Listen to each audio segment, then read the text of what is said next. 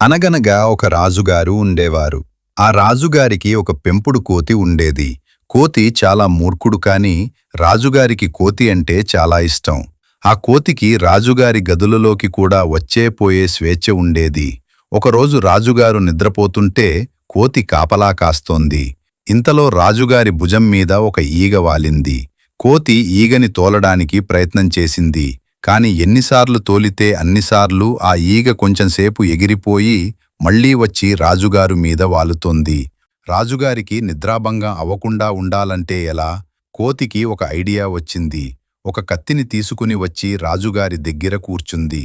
మళ్లీ ఈగ రాజుగారి ముక్కుమీద వాలగానే కత్తితో దాడి చేసింది.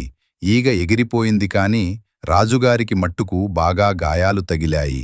అందుకే మూర్ఖులతో చనువు మంచిది కాదని పెద్దలు చెప్తారు.